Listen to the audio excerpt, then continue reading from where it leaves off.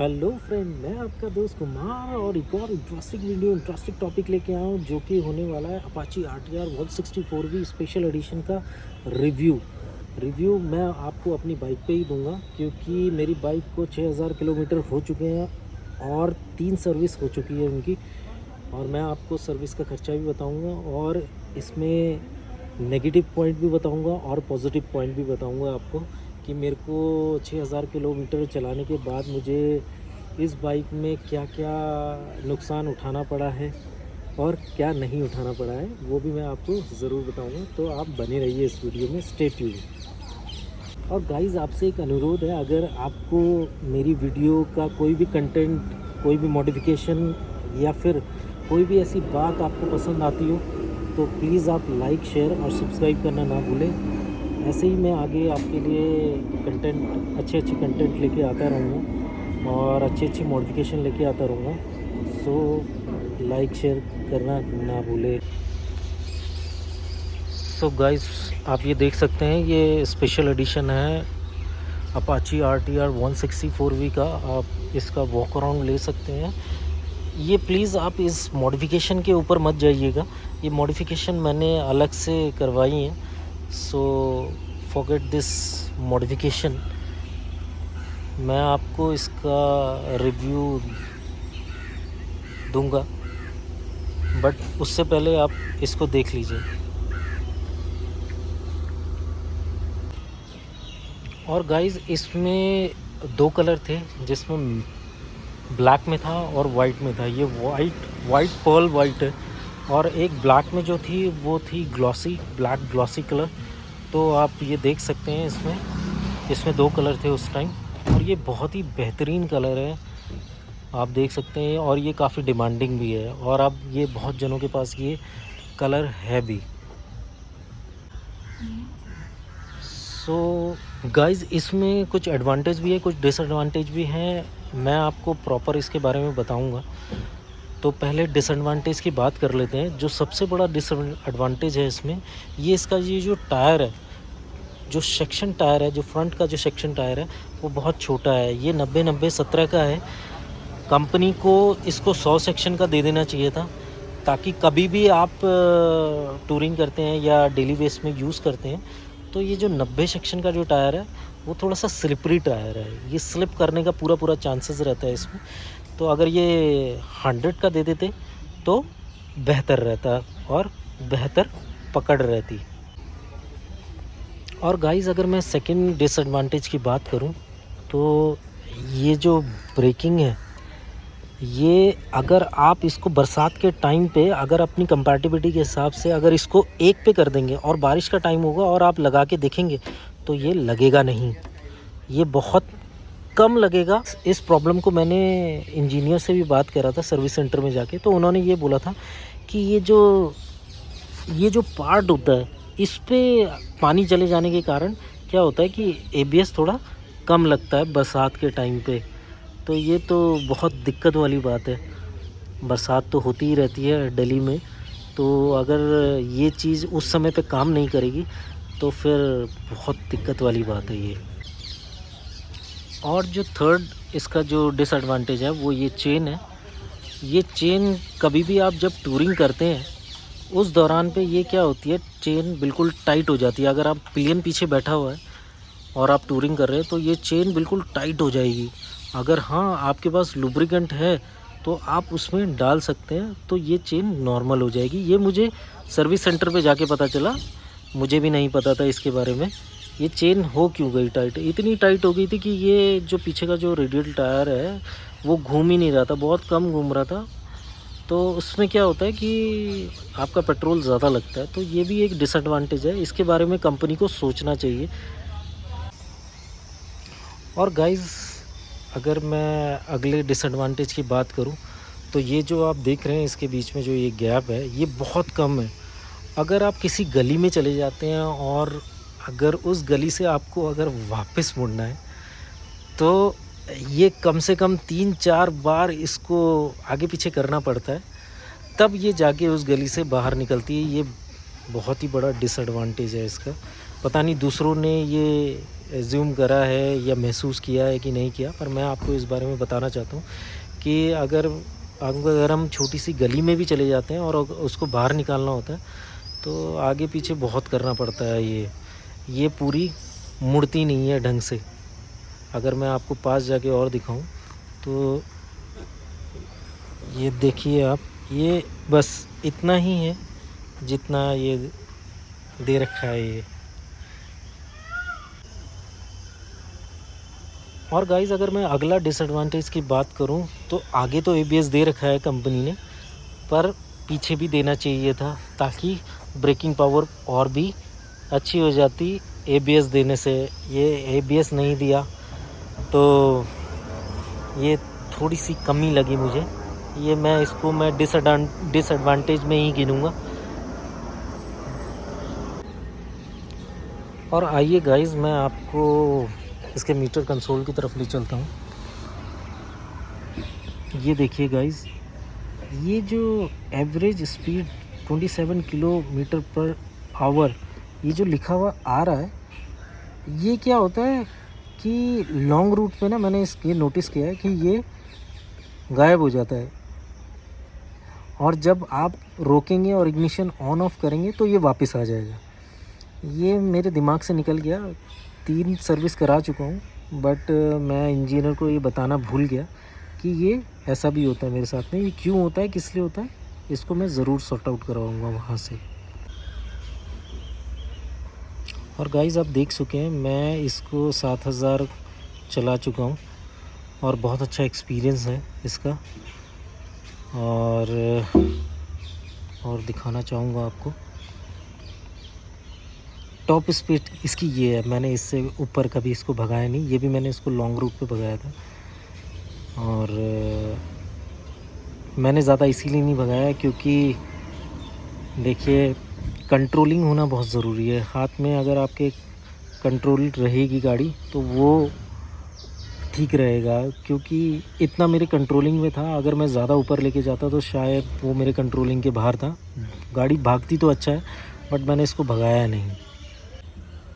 और इस दौरान आप गाड़ी को भगाएंगे, लीन करेंगे, ओवरटेक करेंगे तो वो रिस्क है आपके लिए भी, आपकी गाड़ी के लिए भी। सो मुझे ऐसा लगता है कि उतनी ही स्पीड रखनी चाहिए गाड़ी की जितना आपके हाथ में कंट्रोलिंग हो। सो मैंने भी वही किया, वरना गाड़ी तो और भी स्पीड में ऊपर भागने के लिए तैयार खड़ी हुई थी। और गाइज़ इसका मैं अगला डिसएडवांटेज बताऊं तो ये जो इंडिकेटर है, इन इंडिकेटर में हेलोजन दिया था, बट मैंने इसमें एलईडी लगा दिया है। जो हेलोजन था वो बहुत लो जलते थे और दिखते तो थे पर उनमें चमक नहीं थी, पर इनमें चमक है, इसीलिए ही मैंने ये एलईडी का बल्ब लगाया है, इसमें इंस्टॉल किया है। इसमें आप देख सकते हैं ये छोटी छोटी एलईडी हैं और ये बहुत तेज़ है। मैं आपको जला के भी दिखाता हूँ इसको। सो गाइज़ आप ये देख सकते हैं इसका फोकस कितना तेज़ है। पहले इसमें हेलोजन था, वो हेलोजन हटा के मैंने इसमें एलईडी लगाई है, और इसमें मैंने सिमटेक का हज़ार्ड सिस्टम भी इंस्टॉल करा रखा है। जो हज़ार्ड सिस्टम है वो नहीं है इस बाइक में, तो वो हज़ार्ड सिस्टम मैंने इसमें डलवाया है, प्लस ये एलईडी बल्ब भी डलवाए हैं।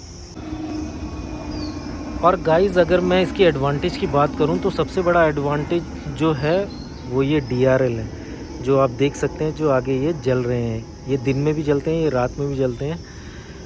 दिन में ये इसकी खूबसूरती बहुत ही लाजवाब लगती है, अलग से ही दिखती है कुछ 400 सीसी की बाइक, बट ये 400 सीसी की बाइक नहीं है, 160 सेगमेंट की नेकेड बाइक है। और इसके कंपैरेटिव में अगर मैं देखूं NS में तो वहाँ हेलोजन है, तो ये सबसे बड़ा एडवांटेज है। आप इसकी नीचे भी एलईडी है और ऊपर भी एलईडी है, तो ये सबसे बड़ा एडवांटेज है इसमें। और गाइज़ आप सबसे बड़ा एडवांटेज इसका ये भी देख सकते हैं, जो इसका लो बीम है वो जल ही नहीं रहा। अगर आप गाड़ी को ऑन भी करेंगे ना तो तब भी वो नहीं जलेगा। उसके लिए ख़ास एक स्पेशल बटन दिया गया है इस बाइक में, ताकि आपकी बैटरी पे कोई इम्पैक्ट ना पड़े। मैं आपको दिखाना चाहूँगा, ये वो बटन है और मैं आगे आपको दिखाता हूँ। ये देखिए गाइस, ये देखिए, ये आप मैनुअली दे रखा है ये बटन, तो ये बहुत अच्छा है ताकि आपकी बैटरी पे इससे कोई इम्पैक्ट नहीं पड़ेगा। ये देखिए गाइस। और गाइस आप ये देख सकते हैं इसका लो बीम और हाई बीम मैंने दोनों ही जला दिए हैं। ये कितने तेज़ है इसकी रोशनी, आप देख सकते हैं। एक्स्ट्रा लाइट आप तब लगा सकते हैं जब आप टूरिंग कर रहे हैं। अगर आप सिटी में रहते हैं तो ये इनफ है ये लाइट, और रोड पे बहुत ही अच्छी इसकी फोकस है और ब्राइटनेस भी बहुत अच्छी है, आप देख सकते हैं। ये देखिए गाइस, ये बहुत अच्छा एलईडी का सेटअप है इसके लिए। इतनी तेज़ लाइट, ब्राइट लाइट है इसकी। अगर गाइस मैं अगले एडवांटेज की बात करूं तो अगला एडवांटेज ये है, ये जो एग्जॉस्ट है बहुत ही अच्छा और लाउडी एग्जॉस्ट है। और ये इस वाली बाइक में जो 2023 वाली जो बाइक्स हैं वो इनमें आ रहा है। जो पैरे वाली थी उसमें 2 बैरल वाला एग्जॉस्ट आ रहा था, वो कहीं ना कहीं उसमें आवाज़ तो थी पर इतनी नहीं थी जितनी इस वाले एग्जॉस्ट में है। तो ये भी एक प्लस पॉइंट है इस बाइक का। जब ये रोड पे निकलती है ना गाइस, तो आसपास के जितने भी लोग चल रहे होते हैं ना, तो उनको ये पता चल जाता है कि यार कोई बाइक आ रही है पीछे से, स्पोर्टी बाइक। तो ये भी बहुत बड़ा एडवांटेज है। और गाइस अगर मैं इसकी पिकअप की बात करूं तो इसका पिकअप बहुत ही बढ़िया है, और आप लोग इसना चाहते हैं तो ये बहुत अच्छी बाइक है इस सेगमेंट में। क्यों? क्योंकि इसके सेगमेंट में जो MT है वो बहुत महंगी है, उसकी पिलियन सीट बहुत छोटी है, बट इसकी पिकअप भी बहुत अच्छा है और माइलेज भी ठीक ठाक ही है, जो कि ये 30 से 40 तक का माइलेज निकाल देती है। हाईवे पे ये आपको 45 तक निकाल के दे देगी। तो ये बहुत ही अच्छी बाइक है और पकड़ भी बहुत अच्छी है इसकी रोड पे गाइस। मैं ये भी आपसे यही कहना चाहूँगा, अगर आप इसको लेने के लिए जा रहे हैं तो ये इस सेगमेंट पे बहुत ही अच्छी बाइक है। और गाइस इसकी जो एडवांटेज में अगली मैं करूँगा गिनती, वो इसकी आप देख सकते हैं। इसकी ये जो ग्राउंड्स की जो क्लियरेंस है वो कितनी ज़्यादा है। ये ऑफ रोडिंग में आपको काम आएगी जब आप ऑफ रोडिंग या पथरीले इलाके में जाएंगे, और जब इस बाइक को चलाएंगे तो आपका जो इंजन है एक तो वो सबसे ऊपर है, उसमें कुछ कंकड़ या पत्थर लगने का कोई चांसेस ही नहीं है। तो ये भी एक एडवांटेज में ही है। अगर आप और बाइकों में देखेंगे तो ये काफ़ी नीचे में है ये और बाइकों में। और गाइस इसका एक सबसे बड़ा एडवांटेज ये भी है कि इसमें आपको मैं इग्निशन ऑन करके दिखाऊं तो ये आप देख रहे होंगे कि यहाँ पे ब्लूटूथ और side stand cut off sensor का जो निशान है वो इधर बने हुए आ रहे हैं। तो सबसे बड़ा एडवांटेज यही है कि एक तो इसमें ये जो ब्लूटूथ जो कनेक्टिविटी है, टर्न बाय टर्न नेविगेशन जो इसमें है, और इसमें अगर आपको कोई कॉल आ रहा है तो उसमें यहाँ पे शो कर जाएगा कॉल, और उसका नाम भी शो कर जाएगा। और अगर आप कहीं जा रहे हैं तो इसमें नेविगेशन है जिसके थ्रू आप जा सकते हैं। आपको इसमें मोबाइल होल्डर या कुछ लगाने की ज़रूरत नहीं है, आप इसमें डाल सकते हैं और आप इसके थ्रू कहीं भी जा सकते हैं जिस लोकेशन पे आपको जाना होगा, जिस पे आपने नेविगेशन पे इसको लगा रखा होगा। ये सबसे बड़ा एडवांटेज है इसमें। और गाइज़ अगर इस सेगमेंट में की अगर मैं बात करूं तो ये सेगमेंट में किसी में भी ये ब्लूटूथ कनेक्टिविटी नहीं है, और अगर मैं NS की बात करूं तो उसमें भी ये कनेक्टिविटी नहीं है। तो ये सबसे बड़ा एडवांटेज है इस बाइक का। और यहाँ पे सब कुछ LED दिया जाता है, तो इसको मैं एडवांटेज में ही गिनूँगा।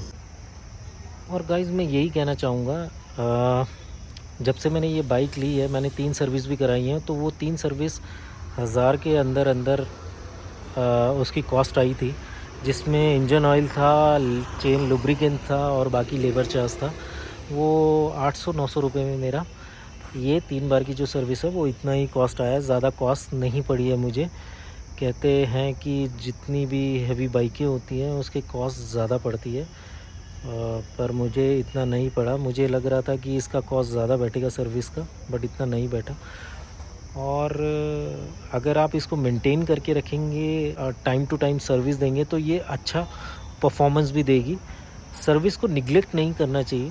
सर्विस बाइक के लिए इसीलिए दी जाती है ताकि उनकी अंदर के जो पार्ट्स हैं उनकी अच्छे से वो वर्क कर सकें और उनको टाइम टू टाइम चेंज करा जा सके। इसीलिए ही ये सर्विस की जाती है ताकि आपको कोई प्रॉब्लम ना हो जब आप ट्रैवलिंग कर रहे हैं। और गाइस मैं यही कहना चाहूँगा कि आप ये मॉडिफिकेशन देख के ये मत समझिएगा कि ये कोई दूसरी बाइक है। ये अपाची 164V स्पेशल एडिशन है।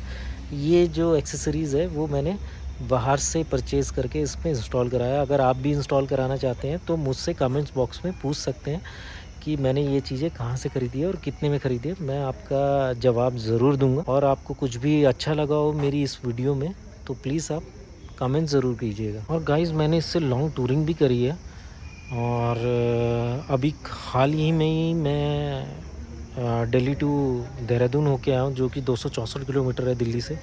बहुत अच्छी पावर ब्रेकिंग गई थी, बहुत अच्छी पिकअप रहा था इसका। गाड़ी ने भी बहुत अच्छा रिस्पांस किया। और मैं यही कहना चाहूँगा आपसे कि ये गाड़ी बहुत दमदार है, बहुत ही मजबूत है, लॉन्ग रूट के लिए भी और सिटी के लिए भी। और गाइस वीडियो बनाते बनाते रात हो चुकी है, और मैं यही आपसे कहना चाहूँगा इस लास्ट वीडियो के एंड में कि अगर आपको कोई भी मेरी वीडियो में कोई भी पार्ट अच्छा लगा हो मॉडिफिकेशन को लेके, या ये जो मैंने आपको जो इन्फॉर्मेशन दी है कुछ भी आपको अच्छा लगा हो, तो प्लीज़ वीडियो को लाइक, शेयर और सब्सक्राइब करना ना भूलें। और जल्द ही मैं एक और अपग्रेड लेके आऊँगा आप सब लोगों के लिए मॉडिफिकेशन को लेके। और वीडियो को गाइस ज़्यादा लेंदी ना करते हुए लास्ट में मैं यही कहना चाहूँगा आपसे, जय हिंद, जय भारत, वंदे मातरम।